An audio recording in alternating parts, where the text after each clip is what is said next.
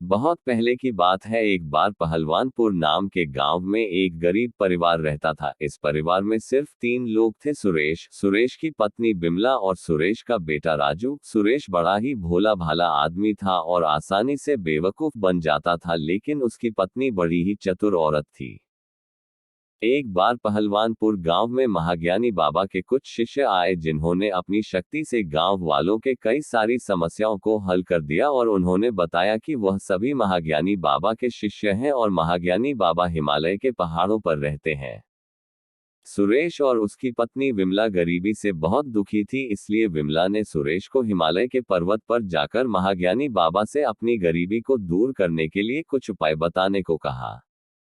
अपनी पत्नी विमला की बात मानकर सुरेश हिमालय पर्वत की ओर चला गया। कई दिनों तक काफी मुश्किल यात्रा करने के बाद सुरेश हिमालय पर्वत पर पहुंचा और महाज्ञानी बाबा के पास जाकर अपना हाल और दुख महाज्ञानी को बताया।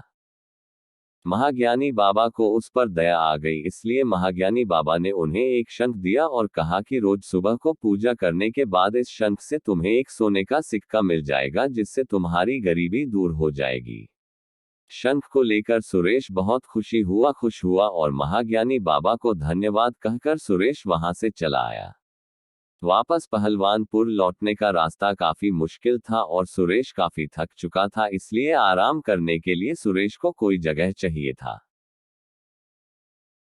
तभी सुरेश को एक घर से कुछ रोशनी आती हुए दिखाई देता है। इसी कारण सुरेश थोड़ा आराम करने के उद्देश्य से मदद मांगता है। उस घर के लोग तैयार हो जाते हैं और सुरेश को रहने के लिए एक कमरा दे देते हैं और रात को सुरेश को खाने के लिए थोड़े फल भी देते हैं। रात को खाना खाते समय उस घर के लोग सुरेश से पूछते हैं कि उस सुरेश यहाँ क्यों आया था। तब सुरेश उसे बताता है कि वह यहाँ महाज्ञानी बाबा से मिलने आया था और महाज्ञानी बाबा ने किस प्रकार एक शंख देकर उनकी गरीबी को दूर किया है।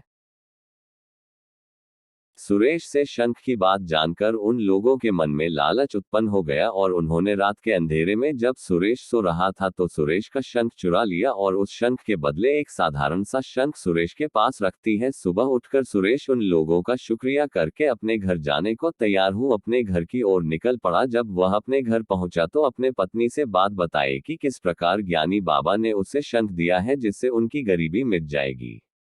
अगले दिन दूसरे दिन सुबह को सुरेश पूजा पाठ करके शंख को हिलाता है, लेकिन उससे कोई सोने का सिक्का नहीं निकलता है। सुरेश को कुछ समझ में नहीं आता कि यह शंख काम क्यों नहीं कर रहा है और वह काफी दुखी हो जाता है। सुरेश की पत्नी बड़ी समझदार थी, इसलिए उसने सुरेश से पूछा कि जब महाज्ञानी बाबा ने तुम्हें शंख दे दिया था उसके बाद से तुम कहाँ कहाँ गए थे। तो सुरेश ने पूरी बात बताई। पूरी बात को ध्यान से सुनकर विमला समझ गई थी। रात को जब सुरेश उस घर में सोने गया था तभी किसी ने उसका शंख चुरा लिया था। यह सब जानकर विमला सुरेश को कहती है कि तुम दोबारा उस घर में जाओ और उन लोगों से कहना कि अगली बार जब मैं ज्ञानी बाबा के पास गया था तब उन्होंने मुझे एक शंख दिया था जो कि ठीक से काम नहीं करता था, इसलिए मैं फिर से उनके पास गया। इस पर उन्होंने मुझे एक ऐसा शंख दिया है जो एक बार में 2 सोने का सिक्का देता है। सुरेश ने ऐसा ही किया। वह उस घर में दोबारा गया और वहां के लोगों को जाकर उसने बताया कि वह दोबारा फिर से वह महाज्ञानी बाबा के पास गया था और उनसे एक दूसरा शंख लेकर आया है जो कि एक बार में 2 सोने के सिक्के देता है।